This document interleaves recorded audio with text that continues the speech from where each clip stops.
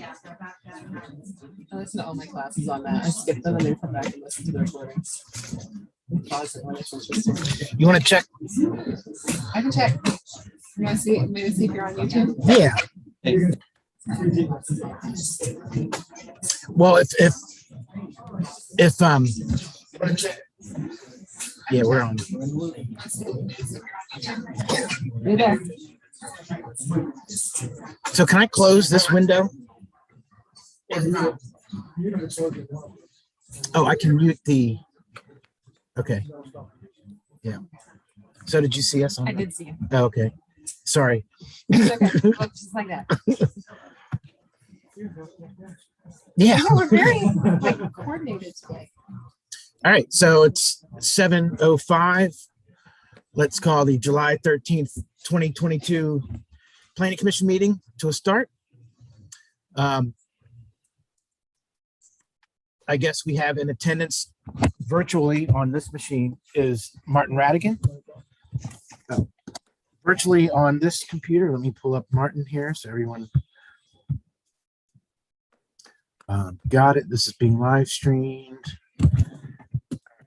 So we have Martin with us virtually. We have myself, Lexi Huber, staff, John Strong, Wade Yost, and Jay Gallo. Do we have any citizen comments on the agenda items? Anybody here for? Yeah, I got it. Okay. Here you go. Thank Kettler. 106, Jason. I just first I wanted to again thank you all on the. And I know this is sort of ways doing the last couple of months. You guys have been putting stuff up on the agenda as well as attached documents. So having been a long time attending these meetings, it's nice to be able to go in and see what you're talking about and pull it up. But I read through the food truck document. I just had a couple questions, just sort of reading it cold. I know you guys discussed it last month. I'm not sure if you're going to forward it on the commissioners tonight, but I'll just throw out a couple of questions. I don't know if you all have it in front of you, but I'll just throw out a couple of the random either questions or comments, I think, to maybe be fill in the blank. And then, Jay, is it something you're working on or just Wait, not yet. no, wait, not yet? The administrative fee, which is like two-thirds, like a third of the way down.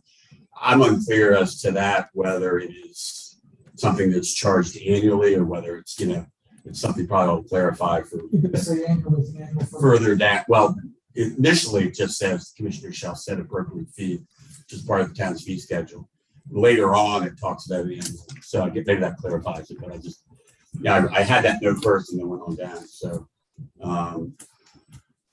under E, under the standards of the food truck, it says permitted trucks can be parked in one location for no more than 4 days a week. Again, I'm just reading this kind of cold, trying to say, okay, there's be sure we're not missing something. And I'm not sure if that means you can only operate the truck 4 days a week. I don't know if you can pull in and operate it 7 days a week, but park it 4 days a week. If the intent is to only operate the truck 4 days a week, that may need to be, I would think you might want to clarify that. I think I remember I was listening to the meeting the other day. You guys were talking about hours versus days. And that's something we'll talk about. Yeah, the hours are, it says 6 a.m. to no later than 9 p.m. So that's clarified. Yeah. But I couldn't tell whether it's 7 days a week. I don't really have a strong feeling. 4 days, It is 4 days. Okay. and it's not supposed to be there more than 4 days. Like it's supposed to be mobile, so.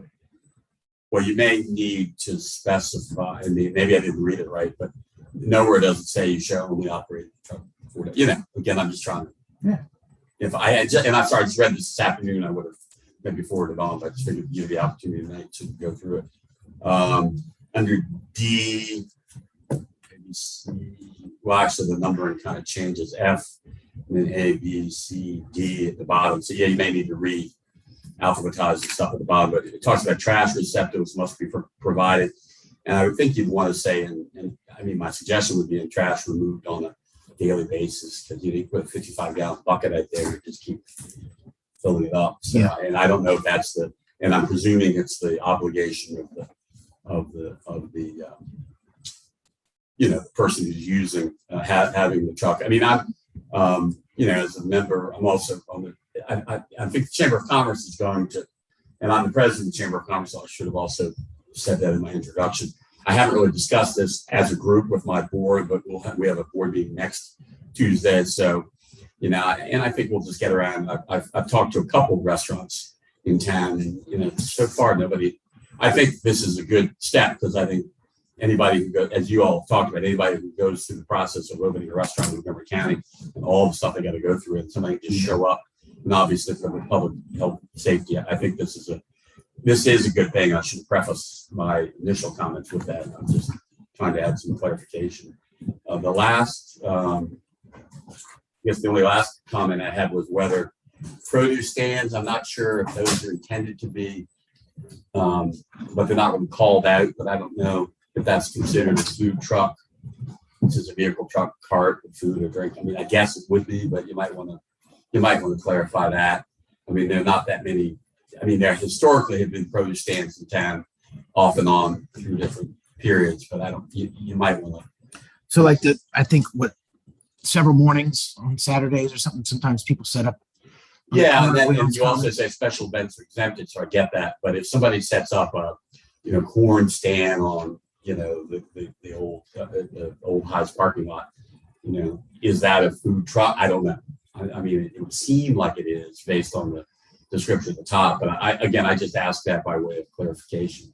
Yeah, just to sort of tighten up the language as you forward this on to the commissioner, whenever, assuming that's the next step for you guys. So other than that, I think it does, it does a good job of taking something out, which is completely unregulated, and putting some structure on it. And I'll try to talk to other restaurants and get more comments. I mean, one restaurant I did talk to, that comment was that they didn't really have a problem with food trucks. I was just sort of expecting restaurants to say, we don't want food trucks because it's competition, but I talked to Barbara Cugini's, and she was kind of like, her approach was more is better, brings more people into town. Yeah. Which I thought was an interesting take on it. So anyway, thank you for your time. Did the food, we have 2 regular food trucks. Did they respond or have comments? Not that I received any. I think one may be here this evening. Huh? I think one may be here this evening. Oh, okay. All right. Great. So, anyway, okay. Thanks for your time. Appreciate it. Anyone else want to comment on the agenda items? We have master plan, food trucks, and chickens. All right. Any announcements from Wade or John? Well, the only thing is I met with a audiovisual guy just today. He's going to get some price for replacing all the stuff in here, so we don't have these full costs going up. Excellent. All right. So now we can move on to the approval of minutes. Since I was not present at the last meeting, I guess you have to. I will motion to approve the minutes. Can we hear him? Martin, can you hear us? Yep. Can you second? Are you okay with the minutes? Yes. I'll second. Is that what you need? Yes. Yep. You got it. All in favor? Aye. Aye. All right. Minutes for June 15th are approved. Let's move on to new business. We have the chicken ordinance request. And I thought we do have someone who wants to speak with us today. Yes, we do. Sure. Hi. Hi. I'm Elizabeth Carpenter.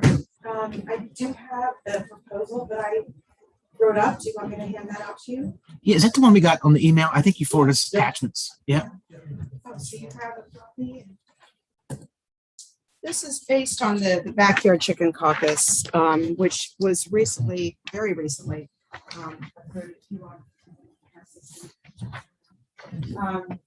recently Baltimore County passed the zoning change that I thought applied very well to us. I also have a couple of handouts here, and it's very interesting. They went through a huge process, and they wanted to debunk some of the myths of chicken keeping and help people understand that a lot of people's fears about it is really based on their fear or ignorance and not on science. So these are some of the questions about whether or not they attract rodents, and there's And whether, they carry salmonella and all of those things that people raise as being concerns and help to debunk some of those myths. This is also a survey of laws, various laws, not just in the state of Maryland, but around the country. There has been a very growing trend to turn over these bans on chicken keeping. And I was very encouraged by that. So I was hoping you would read through that. Okay. Actually, I'm going to give this, can you sign in on this Sure. sheet? Yes. So I'm really here just to share with you this proposal and also possibly to, answer questions that you have about it. What I'm proposing is very conservative in terms of, there would be a permit application process. Mhm. And not every town does this. I've lived in 3 states where we've kept chickens and I've never had to fill out a permit. But I'm thinking that for the purpose of this town and it being new, that maybe it would be appropriate, and it would be a source of revenue for the town and it would also keep things more regulated. And also there's definitely a lot of I don't know how to say it, but just in terms of the size of the chicken coop and setbacks and all of those things, there's a lot of particular details that I've added into there that I thought would be helpful for you to look at.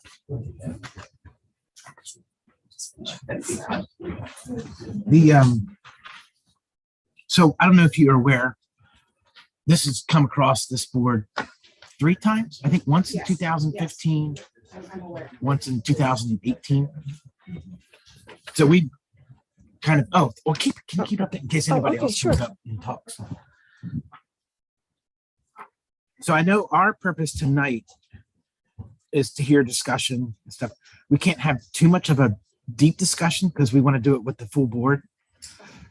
Because, we'll probably want to actually do something this time around, right? Yeah. 3rd time around.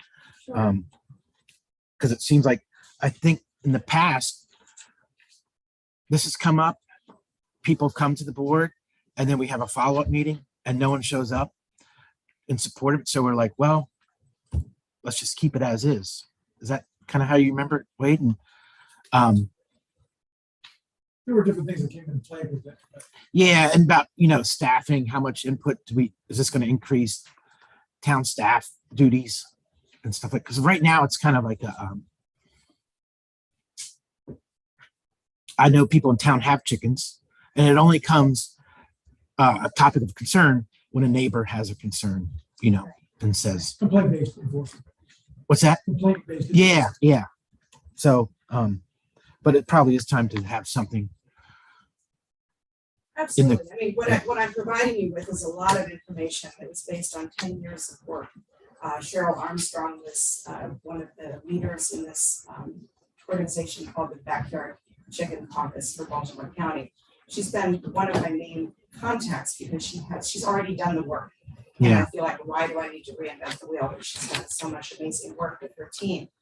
And, it really did become a groundswell of, people who were either already keeping them and were chicken outlaws, in their neighborhood with this underground activity, or people Yeah. who, just wanted to do it and wanted to play by the rules. Yeah. So I just feel like we need to look at the science and the facts and help people who don't understand, chicken keeping, backyard chicken keeping, and responsible chicken keeping. Mhm. The idea of you're not keeping roosters, you're not breeding chickens, right? You're just keeping hens, a few of them, so that you can grow some of your own food. Do you suggest having a thing about roosters? Yes, I suggest that you don't have roosters in town. How come? Well, because they make a lot of noise and they can be aggressive. Okay. I love roosters. If I had a 2+ acre parcel of land, I would keep them. But Yeah. in town, I just think it becomes too much of a problem. And then you also get into the breeding and fertilized eggs, and it just starts to get a little bit, it just complicates things. And by keeping just hens, when I lived in Westport, Connecticut, it was just, you keep hens, you don't keep roosters Okay. in town. And the same when I lived in Los Angeles, it was, you keep hens and not roosters unless you have a lot of land. So I guess it'd be the same. Right now, there is no code or enforcement, but if someone complained about roosters, if we had this in place, we could say, hey, well, in writing, you can't have roosters in town. Right. Okay. Do you have anything you want to add to discussion? I have so much. Do you want to save it for next meeting with all the board members? I think so. Okay. Maybe we'll find that binder between now and then. Oh, yeah. Yeah, because Lexi came to the board before she was a planning member petitioning to get this done. Right. So, and you did a lot of work Yeah, too. yeah. So I think that's where, unless other people want to share discussion, because the other members will listen to the Zoom Sure. recording and I mean, I Wade think has sent this, us all this stuff. this is so beautifully done, and the other members will, of course, get this too. Like, this really lays out a nice case. Yeah, this is all Cheryl's work. It's not my work. I don't want to plagiarize it. I just think that it helps to help people become more educated and understand the myths versus the facts of backyard chicken cooping. Yeah. That this is a wonderful hobby, and usually chicken keepers are stewards of the earth. They're wonderful neighbors because they keep a beautiful garden. They're respectful and kind, and they love animals. I mean, what's not to love there? Yeah. So Wade, I guess our job is, and your job is, since the request has come forward, we start discussing next month about how to write this up. And then we give it to the commissioners, right? And that's when people will say, I don't want chicken ordinances but we don't have to deal with all that. That's for the commissioners to decide, right? We just have to write it up and draft it and give it to them. Well, you can decide it's not worth going forward and it wouldn't happen at all. Okay. And then if you decide you want to do it, I think you would just say, we'd like to see this happen. And then Wade and I would write something up to let you critique it like we're doing food trucks. And Okay. then you would say, yep, this is what we like to see. And then it would get put in an ordinance to the other commissioners. Okay. And they would have public hearings because we're talking about changing the zoning. Yeah. At their level. So and we should, at the next meeting, make that decision. Yes. Well, hold on. Go ahead, Martin. I can't hear all that well, but Wade, this is a question for Wade and Jay. When we give a recommendation to the Board of the Commissioners, are we going to, like, do we have to give them like a set of guidelines that we recommend? Like, here's the rules we recommend, and like, write up like kind of the details? Or are we at this point just saying, like, here's an ordinance, let's pass it, and then we do the details afterwards? How does that work? I think you all would, at some upcoming meeting, would decide that you want to move forward or you don't want to move forward. That would be your initial discussion. And Okay. then we would come up with the details, because our details would be to implement it. So if you don't Right. want to do it, we wouldn't have time to do that. Right, And then okay. you come back to the details, just like the food trucks, you'd have that in front of you. And then you'd say, yep, we're good with this. And then we would write it up in ordinance form and take it to the commissioners. And then they would go with it from there. Very good. Okay. Thank you. I definitely think that it's come up enough times in the last just even like 5 to 10 years that it should be addressed. Yeah. And I think that a lot of the hesitation, like you said, is just based on misinformation or assumptions, incorrect assumptions. Uh, 4 chickens are probably less dirty than a single dog. Mhm. So, and I know a little bit about dogs. Yeah.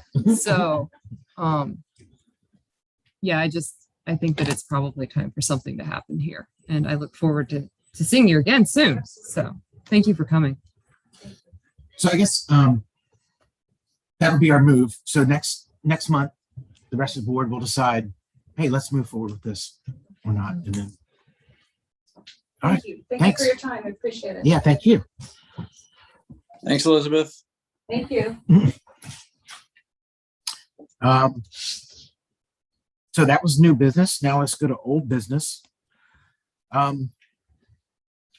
You said there's someone here to talk about the food truck. We have comprehensive plan first, but do you want to? If people want to speak about the food truck, we should have spoke during public comment, unless you want to take some testimony now, but I think that since we have representatives here that are on the thoughts in town, we might want to work them through. Okay. I wanted to be let in also on Zoom. Okay, good idea. All right, so we're going to talk about the comprehensive plan. And let me let Warren, yeah. And I'll just scroll with this on the. I have some, you posted these on the site, some of the handouts we have with the comment summary. Yes. And then I do have hard copies here for anybody who wants or if it's Okay. needed for anyone in attendance. Hey, Lauren, this is Kevin. Can you hear me? Hi there, I can. Can you hear me? Yes. You guys like a hard copy? Well, we kind of have an old fashioned Zoom here because we're having technical difficulties with the big screen. So I'm just going to put my laptop and face it towards the audience and stuff. And, you know, we have your partner here. So I'm just going to turn it around. Okay. And let me know if you Sounds good. need to just holler because I can't see the screen if you need me to do anything or.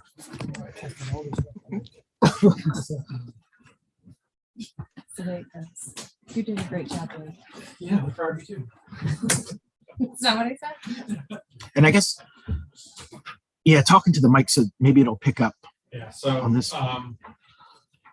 Well, thank you. I'm Ray Murdoch with Wallace Montgomery.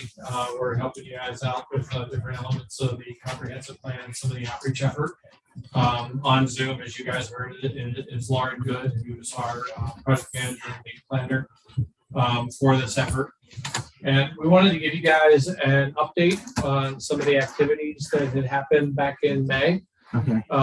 And some of the feedback we've been getting, and then sort of we'll talk a little bit of the next steps where we're going with starting to work on actual chapters of the plan and pulling materials together. But a big part of that up front, of course, was getting some public feedback and some outreach efforts and to hear from the community members and others on things that they think about Poolesville, what they feel are strong now and where they would like to see things in the future. So back in May. Can I pause you? Sure. Because that screen's not working. Is there another paper copy? Yes. Yeah. Hand you one out, but I can give you this one if you want. You can No. You can take that one because I can see the screen. Okay. All right, thanks. I'll get it back. Or can I have this to scribble on? Huh? Can I scribble on this? Sure, you can keep it. Okay, thanks. Sorry. And I do apologize, we had the big event on May 14th, I believe it was. I apologize, I wasn't there, it was my son's graduation, so I hope that was his college graduation. I hope that was a good enough excuse, but Lauren and our team was there. And we had a pretty good turnout, so if you go, and we were sort of charged, the first slide there that Wade's pulling up was, you know, the goal of this event was really to engage the community, to spark some of that interest in the plan itself, and to really start to get input and feedback from the residents and the different members here, the commissioners, and really just having some activities to get a feel of what people like, what they'd like to see, get to know the different elements of the plan and what's all in it, because it has everything from transportation to housing to environment, you know, all within there, and get them an understanding of the different elements of the plan. So we were pleased to have that event. Got lucky with weather. I think it was questionable going into it. They were calling for rain all day, but it turned out pretty good that day. And we got about over 70 residents and various stakeholders, as well as some of you all as well at the event. As you can see, we did hand out some of these bigger maps, so you see it bigger. It's kind of hard to see on the screen up there. But one of the events we always do for this is we want to see what sort of representation we're getting. So the map that's here and has the dots on it was actually a copy of the board that was at the meeting to sort of give a where do you live, where do you work, and where do you shop. So we sort of get a feel of what representation we get. And you can see from the map, we got pretty good representation from throughout the town, as well as the area, and really some, you know, to really see one of the things there is to make sure we're not missing somebody within the community. And if we are, we want to then do other outreach to target those areas and make sure we're getting their feedback and input. So we have really good participation from that side. If you go to the next slide. As part of the event, there were a series of stations, and I'm basically going to walk through some of the things we heard from those stations in a sort of a summary here. And one of the first ones was, how do you envision Poolsville today? What do you think of when you think of Poolsville, and what does it mean? And, we put one of these word collages together really off of what you hear. And it's usually bigger words and smaller words based on what you hear less. Well, this was pretty even on sort of the comments we're seeing. You see sort of the words that people put down there as far as, peaceful and charming, a healthy community, it's close knit, small town, quaint, caring, beautiful, safe, things you like to hear about your town, which is good to hear, versus, congested, noisy, or whatever. So you got some nice thing about what you see with Poolsville today and what people feel about the community and the town. But of course, we like to, on the next slide, go into, well, how do you see the future of Poolsville and where things going? And you see some of the similar words, but there are some concerns that came out through this exercise. There is this, people want to see it more as a destination, versus, be it a bedroom community or whatever. But also this concern of overdevelopment was coming up, that you're losing the character of the community in the future if things continue to overdevelop and that end. But also wanting to see it, you see the other words there, sustainable, having this local presence, make it a thriving community. You see some of that feedback. So these are good things for us to sort of hear, get people in their own words, what they're thinking and what we want to be pulling together as we start writing the plan of really where we want Poolsville to be in the next 10 years and what things may have to be put in place to try and keep it and not allow some of these other things to happen as concerns of the community. If you go to the next slide, this is one that we always love, and I think it helps you all and the commissioners. For those who didn't participate, we basically give you your own budget. We know funds are limited and what you can do within the town and the community, and we call this the do-it-yourself budget. So you're given certain denominations of dollars, and you're given a series of categories. And you see here our categories that were provided, and there were buckets for people to put their money in and spend it where they feel it should be spent, and not where somebody may want to send it. Where do you really have the need? Where do you think the money should go?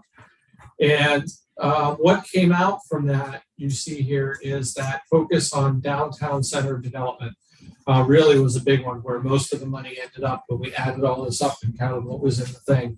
And this really goes from top to bottom. Water and sewer improvements or expansion, you've got protecting the natural environment, additional trails, road improvements, park improvements, affordable housing, or town buildings themselves. Were this different categories we were seeing, and this is what we were getting from that response. So you see that emphasis on really this downtown center development. And I think that's been a theme we've heard throughout, is revitalization going forward on that. And Lauren can always interrupt me if there's anything else I'm forgetting in this, but going through these and continuing, the next one is with a focus a little bit more on transportation and multimodal connectivity, and where are transportation improvements needed? This is something we wanted to sort of get a feel of what people thought. Where are the greatest needs within town? And we had the 4 dots again, yellow for vehicular needs and improvements, blue for bicycle facilities or improvement, green for pedestrian, and red for transit buses, that side of it. And you can see here from the graphic, and like I said, we do have these standalone, it's a little bigger map for people to see, of where people were putting those dots and where they see some of the needs for facilities or improvements. So that's something we can go back and look at what's in the current plan or in the current master plan as well, and how we can be incorporating those elements and working to get improvements in those various areas. And I wasn't going to walk through all those areas today. Those will be in the elements of the plan as we put the draft chapters together, but we're using this as the basis to develop those pieces. And then the next part was about economic development. This is where would you like to see economic development? And really this came into that focus into the downtown area. You see a lot of that with the dots that are here. A couple comments there that we wanted to highlight were, and we heard this even in the early meetings we had through the survey and other stuff about the need for a grocery store continues to come up as one of the major things we heard. But also wanting to see revitalization, but not a lot of growth. So it's an interesting element to think in that balance between, redevelopment, revitalization, but not really seeing a expansion in the growth of some of the development. I just want to point out one funny thing. It looks like someone thinks there needs to be economic development at Jim Brown's house. Is there? See the lone blue dot out there? This was supposed to be anonymous. Yeah. And as part of that, we presented as well the Fisher Avenue project and to get any feedback associated with that. And we got a lot of feedback during those efforts in those categories from the transportation side about pedestrian access, multimodal connectivity options, ways to really beautify and do community improvements as part of that on the streetscape and other side, accessibility, consideration of indicated bike lanes, and then you see that, of course, always safety is always first and most important there. Even though it's on the bottom of the list, it's always high in our focus, and that growth development and that controlled development growth as part of it, so that you can maintain what is done. And then it was fun. We did do a fun activity to try and engage the young members of the community, and they prepared some things or gave their thoughts, and a couple of things that they highlighted there were improving the sidewalks and crosswalks around the elementary school, and this issue of slower speeds in the neighborhoods, slowing cars down, making sure it's safe when they're playing, etc. So that's a quick, I know I'm hitting it pretty quick on the items. I know we sent this out to you all. We did put a 2-page summary together as well that was included with your packet. It's not up on the screen, but just for your information, it's a little more written out, specific elements that were highlighted from the comments received. And it's related to transportation, pedestrian access, multimodal improvements. This is really the beautification, community improvements, accessibility, any bike lanes, growth and safety, the elements that were sort of listed there with the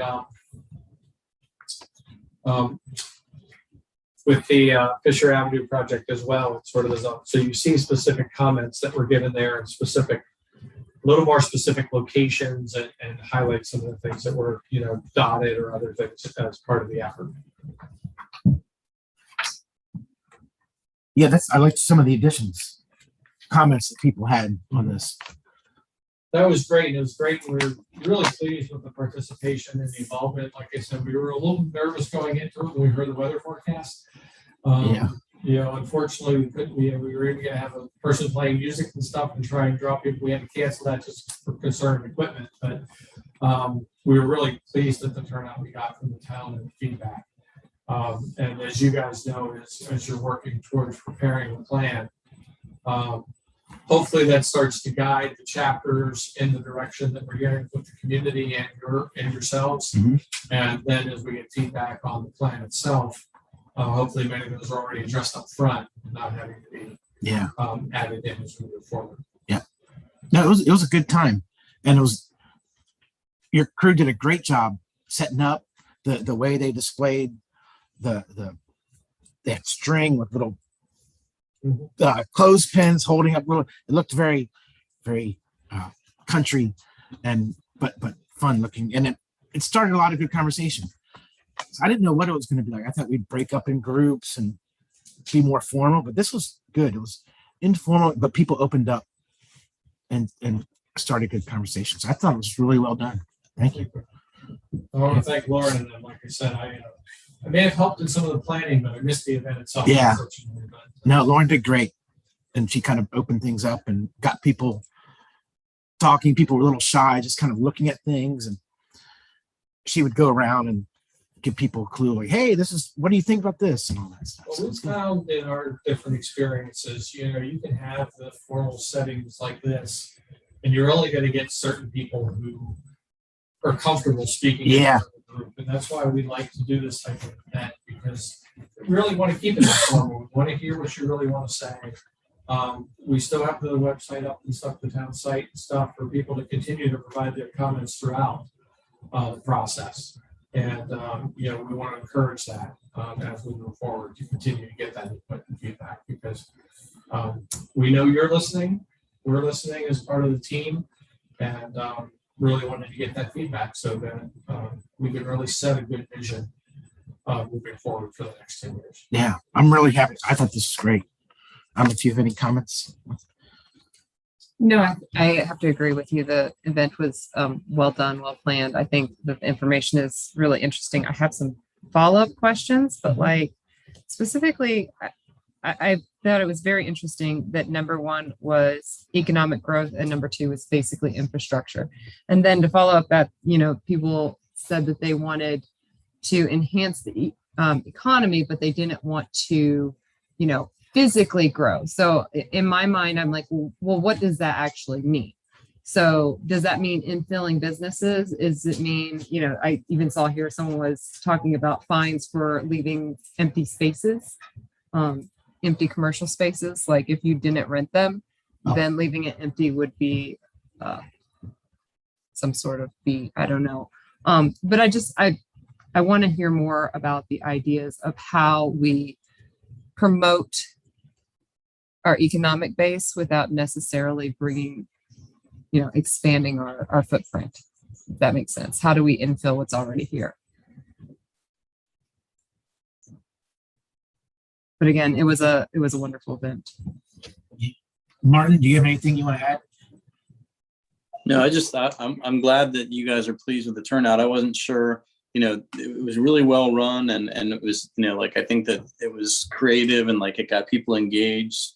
And I thought the turnout was decent, and I was curious what your feedback was going to be on that. Like, having done a bunch of these yourself, and it sounds like you were pleased with the turnout, so that's great. But I think everyone from Wallace Montgomery did a great job, and it went off really well. And the people I know that attended all thought the same thing. Very complimentary of it. So thank you. Thank you. And I'll echo Ray's comments. Going into it, we were nervous with the weather, and we did have a fairly brief burst of pretty hard rain there. So I know some of the papers that were hung up got a little damp, but I think everyone, just kind of rolled with the punches there and continued to just circulate inside the tent and going to the different stations. So even with that, I think that we really did get a good turnout as far as that was concerned, and in particular coming out of more of the isolation that we've been in with the pandemic. I think this is probably one of the first larger gatherings that may have occurred. So it was very promising to see people coming out and asking questions, giving input, things like that. And I just have to note on my screen here, I've got the screen with the DIY budget up, and people were so interested in that activity that we had to cut more of the play money out so that they could use it to participate. So it was just great to see how engaged everyone was as that event moved forward. And just sort of to circle back to the question about promoting economic base without expanding the footprint, I think you really hit the nail on the head with looking at how we can promote infill development or look at the existing areas where there is already development, particularly in that downtown area. That may mean looking at zoning regulations and seeing what might be possible to encourage more commercial and particularly more commercial that can be reached on foot. I think that combination is something that we were hearing that people are very interested in. So either being able to walk or bike to the downtown area and then sort of walk around and visit different places, or if they do have to drive, driving once, parking, and then being able to circulate in that area. So those are definitely things that we're going to be exploring a little bit more as we continue working on the chapters themselves.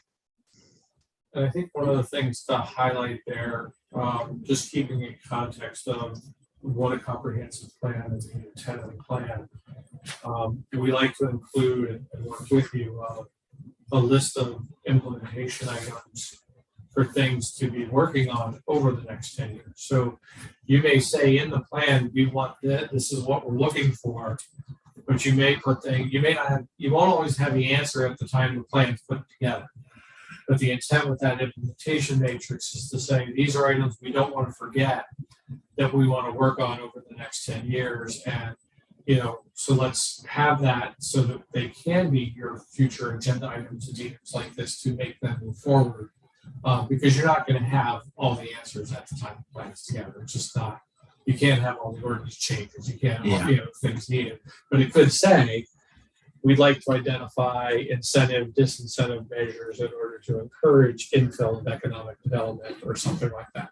You may not know what those measures are 100% at that time, but you at least have it in the plan to say this is something we want to do as a group moving forward over the next 10 years.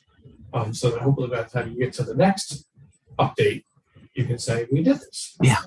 So just to keep that in context for everyone, it's not, like I said, all the solutions won't be there in the plan, but what you'd like to see and maybe a direction for moving forward can be in that plan. Excellent. Yeah, I think things are moving smoothly with this plan. We're not rushing it, and I think you guys are doing a great job. What's next? Well, the next step's now getting into the fun part, and that's the writing of the chapters. Okay. We've been moving forward and working with Wade and his team to start to pull some of the chapters. I know they're helping on the water resources and the environmental and sensitive areas part of it. We've been working, I think the first three we've been doing have been the housing, the transportation, and the community facilities pieces to get those drafts together.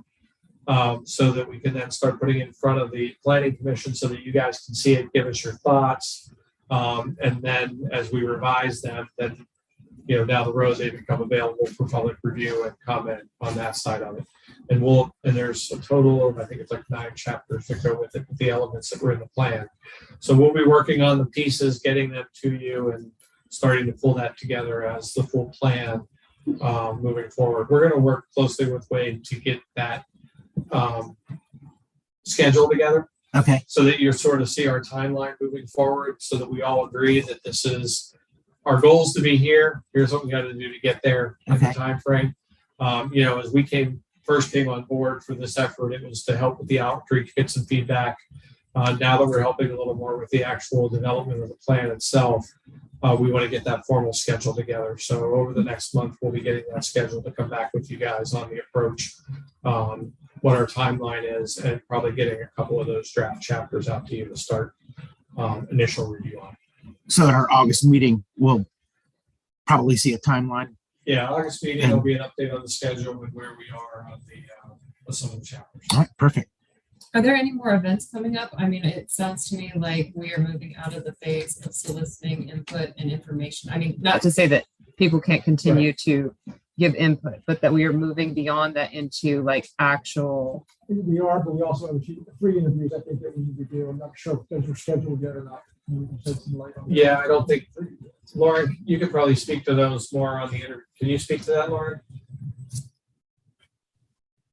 I'm sorry, can you repeat the question? If there's any additional outreach events The 3 planned? interviews we have coming up. Oh, yes, I'm sorry. We are just working to get those scheduled, and we will be having discussions with the committee and the chamber just to get a little bit more information from those various parties, and definitely bringing that information back to everyone. Similarly, how we did with this presentation, so that there's documentation of the conversations that we had. And then, of course, incorporating that additional input into the plan drafting. And of course, if you remember back to the very beginning of this process, when the Planning Commission had various stakeholders come in and give presentations and give their initial feedback, we've got those write-ups as well, incorporating that information as we move forward. And as Ray said, we hope that if any members of the public continue to have any comments or anything like that, that they're able to relay that information to us. We do want to continue to receive input. Of course, there will be more focused points for that when the drafts get released in more publicly, so there's a physical document to provide feedback on. But in the interim, if there are any thoughts or ideas or something like that, we do hope that you continue to send those in to us. We got very good feedback through the survey when that was released. The number of responses was great.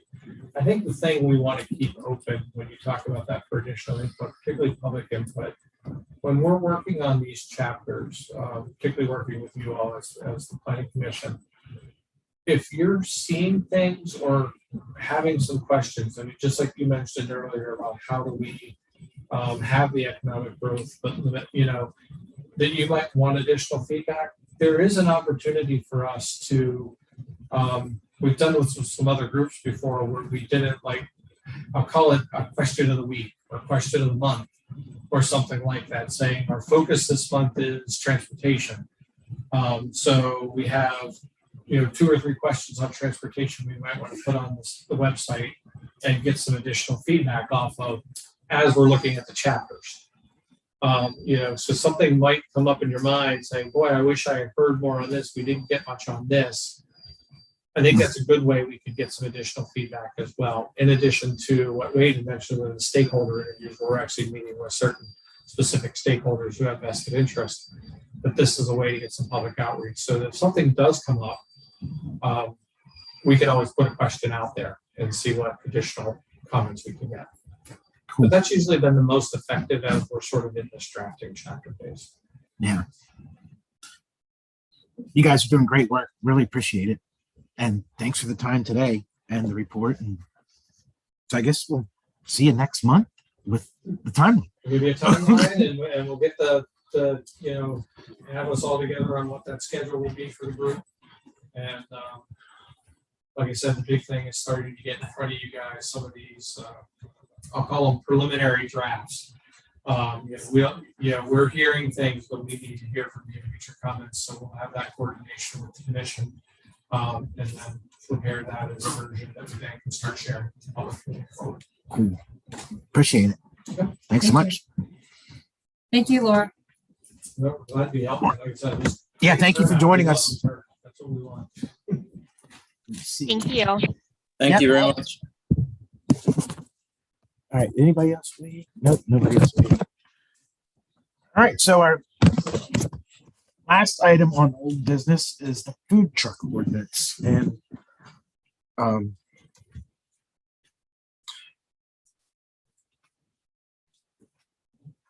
do we have some people who want to talk about the food truck? Okay. So Wade, you want to go over what you shared with us, the draft, I guess, of the ordinance? So I took some of the conversations that we had last time and some of the points that stood out in, I'm gonna. Is it okay if I just pull this back so I can look at the comments? Sure. So we had a couple of different things just to clarify certain things of it. One, just to make sure that it was just to operate within the boundaries of Polesville. number one. So that was to take place. We talked about somebody, a catering truck that was parked outside across the street, but that wouldn't be caught up in this type of an ordinance. So that's addressed in a couple different ways. One that is to operate, not just park. So you can park somewhere, but you have to operate. And to the top point, what he had said earlier, maybe that should be operate/park for 4 days. Yeah. I would add the administrative fee. And where this goes, this is all just, no certain order. So that's something that we hadn't had any before, but it will be taken up as all things permitted for commissioners, and it's part of the fee schedule. And a lot of our stuff is actually written exactly like that. The hour one, and we'll go back from days to hours. And in hearing the conversations and listening to it again, it was just easier and seemed like it was bringing everybody consensus together, was just to have it allowable 4 days at a time and not limit the hours except for the duration, 6 a.m. to 9 p.m. How come not? Does the ice cream stay till 10 sometimes? So they probably do, but really they should be completely done and out of there by 10 o'clock. It's how long does it take them to clean up and do all the stuff Okay. so it goes past 10. So that was, we shouldn't discuss this, but this is why I pulled it back to that. Okay. So they could operate till 9, but then have hour to clean up and be out. Okay. And then E down here where I say permitted trucks can be parked in location. Permitted, because that goes back up to the top, that speaks to the temporary use permit and what that allows. So like a truck, like across the street could be parked there for carrying purposes and then we decide to be back into the parking place. That would not count because it's not a permitted, because it doesn't have to be permitted, it's not operating. So Okay. kind of rounded out, but that's all. It's funny. When I first started reading this, I was thinking of Poolsville Day, right? And I was like, oh no, got to be parked on pavement. And then I scrolled all the way to the bottom and you've addressed it with, it doesn't pertain to town sponsored events. So Well, the permanent truck can be parked at a location no more than 4 days a week. I get that, but what would prevent someone from like parking at the old Discovery and then moving across the street and parking at like, could they not? It doesn't say. they can do that, see, they are a licensed vehicle also. And so if they can legally park somewhere but not operate. Well, but that's my question. Like, it seems ambiguous to me that like you could park 4 days at one spot and then move and park 3 days in another spot and still just like rotate around and work 7 days a week. Like, how is that I think addressed in here? want to address, you probably can only get one permit. See, like your example. Would be Okay, so it's Discovery would have to pull a permit. okay. So And the they would- permit is site specific. That's why I think we would want it. So Okay. that we don't want it sitting there for more 4 days Yeah. a week. And we don't want it operating for more 4 days. But if you want to drive it across the street and park it and lock it, no big deal. You just can't operate your food truck in that location because you wouldn't be permitted. It makes sense then if you put a restriction on operation and location and not just operation within city limits. Because the permit has to have a site plan, Okay, like how you're doing it. So you can't just move around, or we would know. there's a lot of parts to this particular. Okay, please proceed. Thank you for clarifying. The more you talk about it, the more things that come up.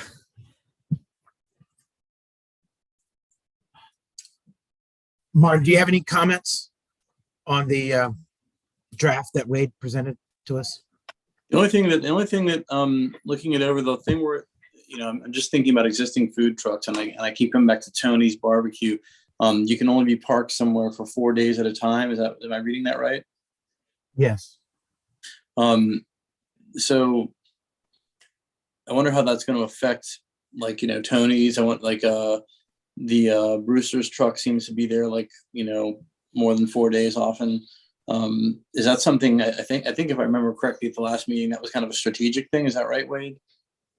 Exactly. The brick and mortars have to go through a lot of different, do a lot of things, pay taxes and things. So it's kind of even the playing field, if you will. Right. Okay. Good. Yeah, that's the only question I had. So, how do we want to handle it? Do we want to? Well, before we go any farther, there was an interesting thing brought up in the comments about what about a produce? So that was interesting. So would this be limited to a food truck, or would you tie in and say maybe, all mobile vending? Well, so this is called the food truck ordinance. I know, but I'm asking a follow-up The because intent was, so I don't know. I mean, if you're buying, like, you could eat your apple off of your produce thing, but they're selling bulk items for you to take away. And the food truck is selling you an item that is intended to be consumed there, which is why they have to have trash cans and things like that, more like a restaurant. So when we did this, we kind of thought it was food truck equals restaurant, as in preparation, as in type of thing. And that it really was vending was secondary. personally for me, I think I draw the line at taxes, right? So like a food truck would pay taxes on prepared food, like a restaurant, whereas if you were buying groceries and an apple, you wouldn't pay taxes on groceries. And you could have the person drive around and sell tools with the tool truck. Or windows. Right. I mean, so we're not trying to get to vendors. Okay. Because we have a vendor's license we can do. We're trying to regulate people that are creating a restaurant to eat there. Mhm. The question I can't believe nobody's asked is about the Good Humor Man, right? I don't know. Are those still around? Well, pretend they are, okay? Okay.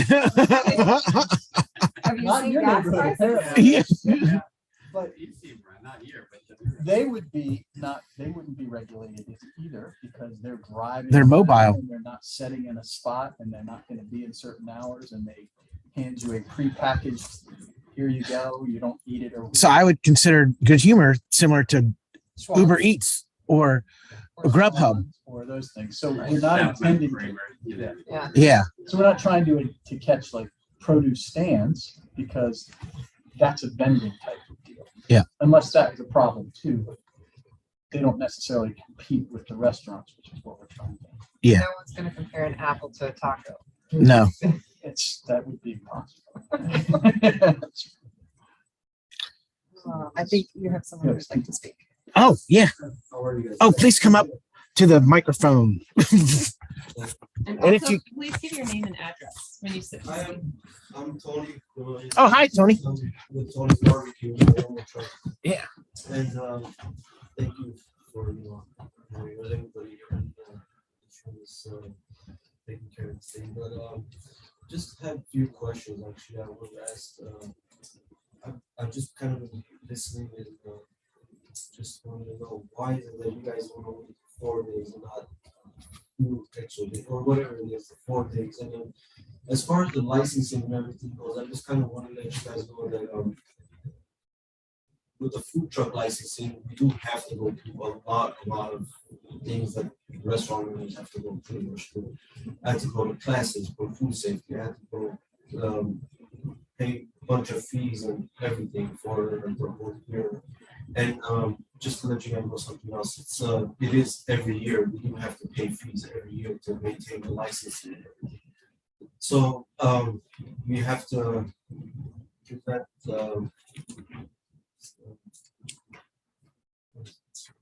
Sorry.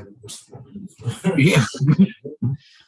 It's called the House of Plants. So every item that you have on the menu has to be itemized to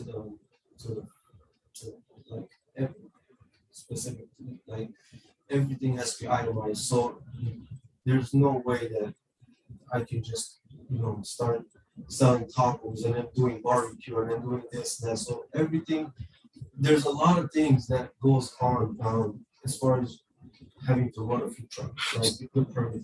So you can't just change the menu and start selling a totally if you different. do like specials or something, you can, but you cannot. Like if I have the items that because all that gets inspected. Okay.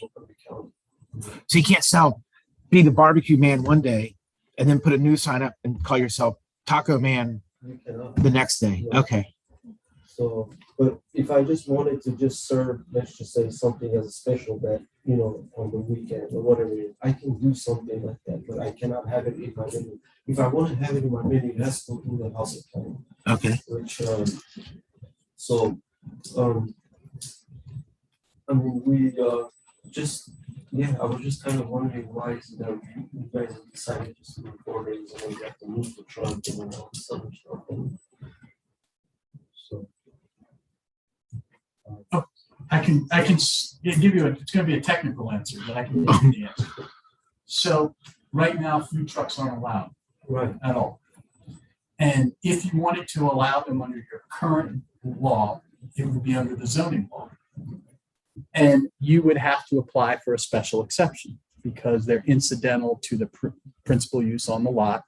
And so if somebody went through the zoning procedures and said, I want to have the trailer out here all the time, and that's going to be where I'm going to serve things and things like that, there is a mechanism for the property owner to do that. And it's involved because you got to have a hearing before the Board of Zoning Appeals and provide a lot of this type of information. But then once you get that, you can keep that. I mean, it's you can operate every day. It wouldn't be a food truck under that anymore.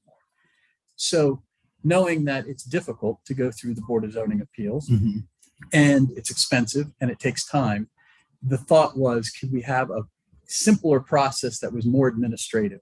And that's hence the whole food truck. And to distinguish it from somebody that could be there all the time, you said, well, they got to be there less time than all the time. And, you know, you could have any time, you can make whatever you want. But the thought would be, if they are permanent in that spot for what you would ever consider permanent to be, then they're more like a fixture on the land and they should be regulated by zoning as opposed to an administrative procedure. So it could be more than 4, less than 4. And I think I talked to your attorney a while back, Mr. Hayden, before he passed away. I think he's one to talk to me, maybe 2 years ago. He's more of my landlord's attorney. Okay. And we had that conversation of why do we have to do anything? And the thought is, well, if you just want to be on that property forever in a mobile type of setting, then you should probably go through the zoning process to do that, because that's more involved with the neighbors. Everybody gets kind of a say at that point. And there's a board that approves it to say, yeah, that's okay. Just, you could be there 6 months out of the year and don't have to move. But if you didn't want to go through that formal process, this is a lot simpler. And that's the reason. Well, to get permits like with Montgomery County, because when I try to, apply for permits for Poolsville, I was told that there wasn't any. So, and before even coming to Poolsville, I didn't even know that I had to get Poolsville was not part of Montgomery County. Right. So I went and got all my permits, everything from Montgomery County. And they issued them to me without a problem, even though I had the Fisher Avenue address and everything. But even going, they have different types of licensing that they issue. One of them is zoning, and one of them you can drive around, one of them is just for events. It just depends what you want to do. Right. And with that one, it was just more, or just pay more for fees and stuff like that. They issue, for the year and everything. So, but And that's why, since Poolsville controls its own zoning, right. What happened with your business in particular was eventually all those licenses came here, or some of them came here for the town to sign off. And they asked the town to sign off on a use and occupancy permit to say the town says everything is good. And that was the question that raised us, is how do you sign a use and occupancy permit for something that is not allowed? So we said, well, let's look at this. So the only way to make it allowed is to go through the zoning process, which at the time the landlord didn't want to didn't do it at all. So we said, well, how can we accommodate you without going through the zoning process? And I guess that's the question back to you, is when we started this, I don't know, however many months ago, it was, this is a way to get around our own zoning. You could change your zoning and permit it, but if you permit it, then that means it could be anywhere in the zone. So we said, well, that's not going to work. A special exception or conditional use is what we would want. Well, then you have to go to the BZA, which is a process. And we said, well, we don't want to do that to the ice cream guy. He comes in just for the season and type of thing. So that's the reason it is the way it is. It could still be adjusted. That's what you can look at, or the board of commissioners can too. But that's how we got the way it is. So like How many days do you currently operate? I'm here 5 days, and then the 2 days, I shop, track, and the rest of the stuff. But I'm So- operating 5 days. Wednesday through Sunday, or? We're closed Sundays and Mondays, and then I operate from Tuesday to Saturday. Okay. Yeah, And what hours? 11 to 7. Okay. Usually we try to do lunchtime before lunch starts, and then so yeah, just do lunchtime and probably dinner time. And like you said earlier, it takes about an hour or so to clean up afterwards. So if you could have a say, you would say, can you change it to 5 days? To be quite honest with you, it's not an easy business to be in.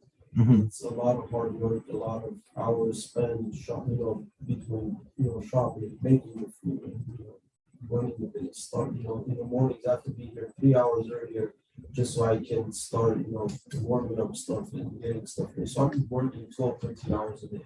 Yeah. Every day.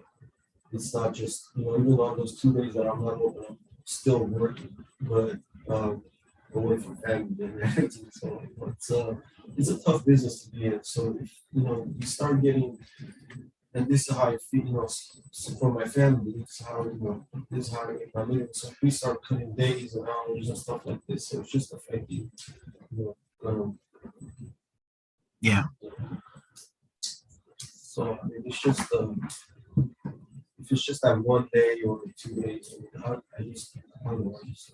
was thinking about the differences between 4 days and 5 days. I mean, it was just a day here and there, and the hours. It's summertime. We have longer days. So Yeah. I mean, August is just dead everywhere. So August is just a terrible month for any business I did. So we're limited, try to make our money, at certain times of the month and certain days, June and July come around. June, you have all the events and you have all the pools opening, you have all the graduation parties and stuff like this. So if we start cutting back hours and stuff, I'm just going to be losing a lot of money, or any other truck or any other businesses, But yeah, that was just my thing. It's like trying to make ends meet and trying to work, a few hours here and there will definitely be a hit to the business. So Yeah. that was the only concern. So maybe, this is just thought, because we're Yeah. still in the very preliminary stages. We were met with a problem that we had to regulate. And ideally, what you'd like to do is just have it sit there, like a restaurant, like an outside, but doesn't have any seating inside, and you just prepare your food and do your thing. Maybe we should examine, as an alternative or an additional alternative, looking at the zoning law to put some kind of provision that you could have that type of facility there. We're not saying it's a bad idea. It's just that if you want to be a food truck like the ice cream people that roll in and roll out and they can move around and they go to other places, that's a food truck. Mhm. Okay. And we're trying to say food trucks are okay in certain zones. But if you're trying to say this is going to be a fixture on the land, like I'm not going to find you anywhere else except there. I mean, that's where maybe we should try to examine the zoning laws for people like that, because they're operating an outside restaurant. Yeah. However you want to. And you can join the chamber. It is pretty much. That's what I'm saying. If I needed to find you, I don't have to look around like my Poke Bowl guy might be at the bowling alley one day and the next day. You're here, you're at that time. So maybe we should examine what do we do for people who don't want to be a food truck. I know you're mobile. I know you got licensed by food truck, but in Poolsville, it might be called Stand. something else, food stand or something like that, where it's there all the time. And then you go through a process. It'll still be a process where you have to make sure it's okay with the neighbors and all that. But right now, it would be like we're forcing it through a process that's not designed for it. Yeah. And the BZA would have fit, right? Yeah. But if we could look at those and say, hey, this isn't a bad idea. But to Mr. Kettler's point earlier, we don't want people to do that everywhere, because You don't want to Then open up Pandora's box. J would be fun accessory. right, we want we really want people to use the principal building. Yeah. Our building for the principal use. And if it's that as a restaurant, that would be great. But I get it. Those are expensive. Those are problems. There's old buildings. There's not enough room. So maybe there's a middle ground. So would we do two things then? Would we finish writing the food truck ordinance? But in his case, he wouldn't fill out a food truck application. We would go through this process of changing the zoning to allow permanent food stands or trucks. Yeah. Don't worry about how we get there, but that's where we would. But we need to do two things, right? I was envisioning if we just did this, that you're going to enact, you're not you, but the commissioners would enact another section of the code that enabled food trucks. And it'd be completely administrative, meaning the penalties for violating that are administrative, not zoning. Okay. There's two different ways to do that. And then we would change the zoning ordinance to define food truck and say it can operate in these zones. And then you'd go to the code where it says food truck and you do it. So that we have 99%. I mean, it's not going to get much better. We got to start at 0 on the other one and say, well, how can we do it for people who don't want to operate as a mobile food truck? They're going to operate something else, and figure out what we could do for that, or whether you want to do it. I mean, we'll figure it out. It's just, how do you want to do that? I have a question, and this is silly, but your food truck is mobile, right? So while I appreciate that limiting you down to 4 days instead of 5, it creates some sort of hardship. I'm not unsympathetic to that. Why is it not that you couldn't find a secondary location to also operate so that you would still have 5 days? I mean, it is mobile by nature. So in theory, you could work 3 or 4 days here in Poolsville and then move the truck to, say, the Shell station across from Harris Teeter, actually have a whole new group of clients, still maintain your 5 days without having an issue. Well, when I first started, to be very honest with you, I was not expecting to be in one location all the time. And then when I came to Poolsville, to be honest, it was such a beautiful community for me, like, to be here. And the people were wonderful. Everybody, I mean, everybody was so supportive and nice and everything. So I kind of built a relationship with all my customers here right now. So if I'm not here, if I'm closed for a day or two, my phone is ringing.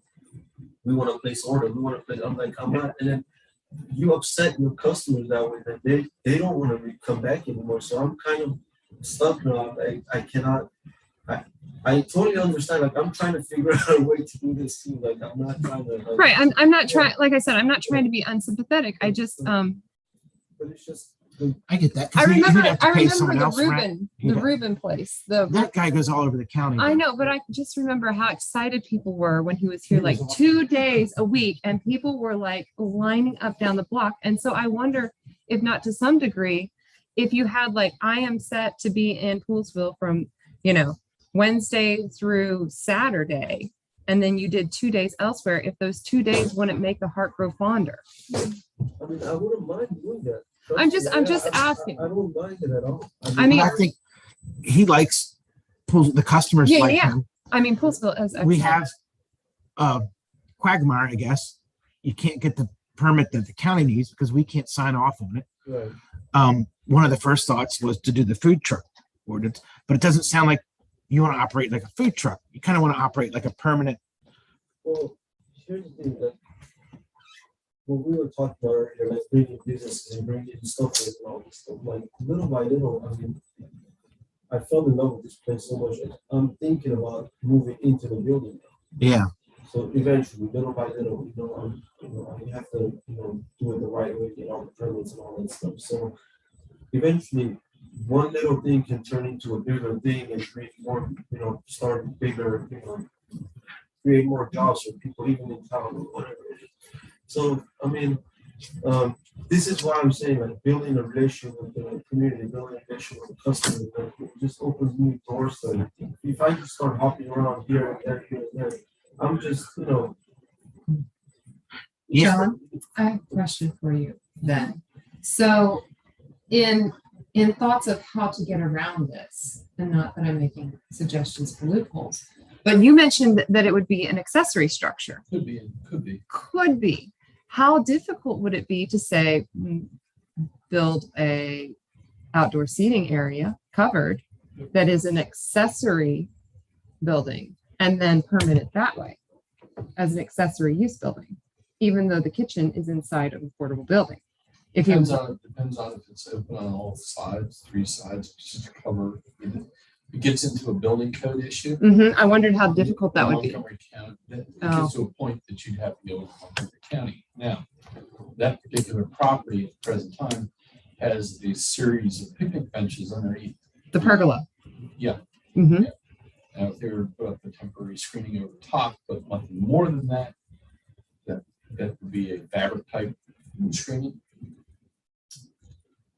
I mean, you just said accessory unit, and that made me think that maybe there is some sort of avenue in order for it to be Yeah, it could possibly. permanently affixed without actually being permanently affixed. So a quick question. I know that right now there's a catering application being applied for at Mr. Goldberg's. Are you gonna be cooking inside there? Is that where you're planning to cook? Some stuff, yes. Okay. Oh, that could change it. And so you're gonna do some cooking in there. Are you doing cooking in your trailer?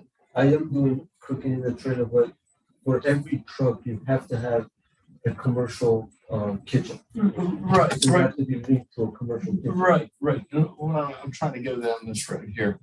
So the services is, if the service was just taking, if the cooking was taking place in the building, and all you're doing is servicing out there in the structure, and then it may not need to, it's just a form of servicing out there in the structure itself. You see what I'm saying, Joe? Let me jump in here real quick. So Sorry. I think we're really complicated this whole thing. Right. Because we really came up with 4 days. It wasn't that it was really arbitrary. We looked at several different models and just came up with, okay, let's get some hours, and we just plugged them in. 5 could be your number. It's okay. I mean, I'm just throwing that out But there. would he have to move or could he just not operate the 2 days? I think he has to move. That's the thing. I mean, moving the truck is not an easy thing. Yeah, 'cause where are you gonna put it? I have to empty my grease, like my, frying stuff. I mean, it's just so much work. But you have gone, I can see your truck. Sometimes. Yeah, I do. Yeah, but right now, like, it was so hard. Like, for the past 4 months, I was looking for work, which I couldn't find. I couldn't find one person to help me. So now that the kids are out of school, I have somebody to help me, and it's kind of easier for me to have move the truck now because I do have that help. But once school starts again, like, if I can't find it, it's just I cannot. I'm working 12, 13 hours. It's hard for me to unload, load, and unpack and pack and do all this stuff. So if I don't have to operate like that, that's fine. I can close the doors. But if I have to move the truck just for 2 days, it just kind of, just doesn't kind of make sense. So is that something we could actually talk about? I don't know. I mean, a lot of times leaving them in one place was for areas like in DC. I mean, I look at so many different models when we're going through this. We can't have one street and all this different stuff. So, Yeah, so but I don't know if we want that. Does Martin want to talk? Martin, you have thoughts? No, I want to keep listening. But I do like the notion of like maybe having a separate, possibly a separate thing for something like this. It's kind of a unique situation. I'll get on a little soapbox here. I know at the Montgomery College, we started a brand new class that's going to start in the fall. We bought a food truck and we're training students how to operate a food truck, because nowadays, someone like Tony, it's almost impossible to open up a restaurant. It's so expensive in Montgomery County. The rent is so high that this is the only way small startups can kind of start. And unless you're a corporation, corporations like Dunkin' and McDonald's, they can easily rent something. But there's an initiative by the county and by Montgomery College to support small business people.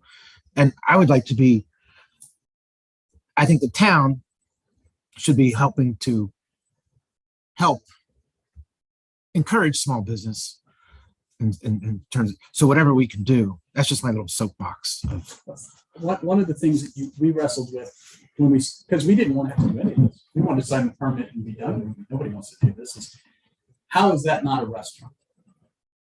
If you look at the definition, it serves food from inside. It doesn't serve it to take away. That you can eat it on the premises, on the property. How is that not a restaurant? So now I have to look at restaurant zoning and restaurant requirements, which I didn't want to do. yeah, Because when I do that, that creates a whole other problem because we can deal with restaurants. Traps everything. Right, and so it creates a whole issues of things. So then you say, well, if it's an accessory use, that works fine if the principal use is a catering business. But if the principal use is the Sunoco garage, this accessory use isn't compatible with it. It's completely separate. So I can't really just say it's an accessory use. So I wanted to be able to do something completely different. And, I'm still to the point where you have to wrestle with, if you have a place that's open 5 days a week and closed 2 days a week, how is that different than a building that's a restaurant? And if it's the same, even though there's different permits you got to get, it's a different way of operating completely. Do we want to distinguish between those? How would you distinguish it? Why would you distinguish it? And then what's the ramifications? Because you might be able to do restaurant use, I don't know this, but in more places or in less places in town. Mhm. And then there's that when you start competing with the fixed people, because we just talked about vacant storefronts, and we might find people if they're vacant, but we're going to allow people to open, in essence, the same type of things in the parking lot. Yeah. And I think they're great. I just think that we need to at least have a cohesive way of dealing with it. If I had like a magic wand, I'd be saying, hey, we should run you through the zoning process and see how we can get you to get your zoning certificate to operate exactly like you are right there. And you're a food truck in Montgomery County's eyes, but not in ours. And you're good. But the ice cream guy, he didn't have any intent of staying here. He goes Correct. seasonal. But he's not allowed to be there either unless we do something for food trucks. so I think Martin, if we do the two paths, work on the ordinance and Right. or are you saying that's not a good way to go? No, I'm thinking that, you always come up with the rule and then we get the exception, the specific case. And now we're trying to design the rule to fit the case. Yeah. What I would was think going to is, say, I think that these are separate. I Right. think that the ordinance is the ordinance and we should look at that. And while I know that will cause a hardship, then there's also the troubleshooting in order to figure out a viable, sustainable path for Right. you. right, that's like, let's see what we can do to fix your individual problem, because your problem is a little different based on what you want to do Right. than the ice cream guy. Right. I And think I don't want to this figure out ordinance is for the ice cream either guy, I want to have a one size fits all and then deal with the exception. I'm Yeah. not looking for any special kind of But- treatment or anything like that, but all I want to make sure is I try to operate the right way. They try to do everything the right way, and everybody, so everybody's happy. I'm not trying to cause any trouble. Well, no, it's not. And that's the benefit of a small town, is that you're able to make these decisions and say, hey, this is going to have a problem for you. Maybe there's another way. I'm not promising there's another way. I'm just saying that's how we got here. So maybe we should back up a few steps to see where this path led and still do what we're doing here. Yeah, I agree with that. I was coming to the same conclusion, I think, in parallel with you, that like you said, you are the exception. We should look at the rules in a more general sense of like, the Reuben guy and Yeah. the ice cream guy. And then also maybe see if there is another path that would allow for this small business. And I even get the feeling that, and maybe this is me just wishful thinking, but that you are using this as maybe a stepping into a more permanent solution here in Poolsville. Like you're using the food truck in order to establish and kind of like, solidify yourself before moving into a more permanent situation. Well, I didn't know how he was gonna go with starting this business, to be honest. I didn't know if he was gonna be failure, if he was gonna be successful or whatnot, but thank God, God willing, he started, it's been great being here, and so it's it has led me to want to take more risks and, as far as expanding it and getting into a building and maybe start not. I have Let's dreams say- for you to be like, the taco or the the Mexican grill. Like you have the food truck outside, but then you have a like permanent fixture Right, here. right. Yeah. I mean, I would love to do that, But you're not there yet. And I starting- understand that. Starting small was the thing for me, I just wanted to make sure I don't, I don't Right, that feel makes like I can choose, so it was like, kind of the experience as well, like, I was not doing this before, like, I just kind of jumped into it and folded and, invested all every single time that I had into it and just started, so it was like, okay, it's even super smooth, so it's like, now it's, little by little, I'm looking into kind of moving into the building, expanding, so moving, but I do, like, I'm here today just to make sure, like, I understand all the rules and what we need to do for me to take the right steps and kind of go forward. It was actually really good you came here because it helped give us broader perspective and make sure we just didn't rush something through that would put us in a jam. So this is good. It's good discussion and stuff. And we're months away from any result yet. So we're still that far. Well, I mean, another thing was I experienced Montgomery County actually waiting for me to, take something from you guys to them, so I. Right. That was another issue. So how do we, because we're not going to solve this tonight or next meeting or the meeting after that, maybe. We'll have to figure that. That's kind of beyond, I mean, I couldn't recommend they sign a UNO that doesn't apply to the law. Okay. So we'll have to figure something out to help you continue. We all know that, like, for how long is that been going on? A year and a half, 2 years? I've been here almost a year and few Right. months, yeah. And so our solution was we're just not going to pay attention. Okay, and hey, it's like the policeman letting the speeders go by. Yeah. You're speeding by and we're not pulling people over, but now, we'll figure something out. Thank you so much. I really appreciate you guys. All right. Thank you. Appreciate it. So I guess it's fair to say we're going to continue this discussion. I do Going forward. like the changes that you made in the direction that you're going. And I do think that we should separate this out into a general food truck ordinance and then special exceptions. Yeah. I take your discussion tonight, and of course, we're missing some members, but this is ready for prime time. Yeah. Because we're Yeah. going to spend some more time putting it in the right order, in the right spot. But we might not want to make it to happen because there's an economy of trying to do them all at the same time until we come back to you with the other. Plus, you got your brethren who aren't here. So. Did you want to provide some comment? I wanted to sign in to show support for the chickens. Oh, okay, cool.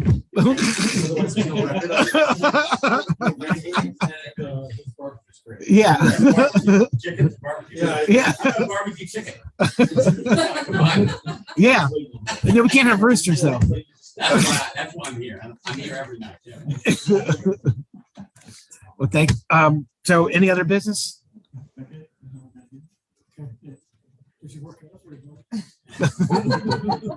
You just pay by the hour, right? By the words. We were saying something, if somebody would be forced to this. That's why we ignored it as long as we could. I mean, Yeah. this thing has like, you even started over, you went through A through F and then started back at A. Yeah, man. I thought that, right? I mean, I personally think this is done. That's like 11 things right there, Yeah. subparts. That his problem may just be a lack of guidance of coming through the system saying what you should do to get to your end result is this, and we may already have that in place. Right. I mean, Yeah. I don't know, like the whole thing. So Yeah. we're gonna work. We're gonna figure it out. Any motions? Oh yeah, I got a motion to adjourn at 8:30. Martin? I second that. All right, all in favor? Aye. All right, appreciate it, everybody. Let me close down the Zoom. Oh, you got it working? So how did you shut down the Zoom? On the Zoom didn't, No, what about the YouTube? so I got the YouTube link, so I worked. So did you cut off my YouTube feed? I think it just got- I saw my one before was going up. People watching my. We can have two? I guess so. I'm happy to see how that. Oh. Yeah, it's on stage. Yeah. That was How you doing? exhausting.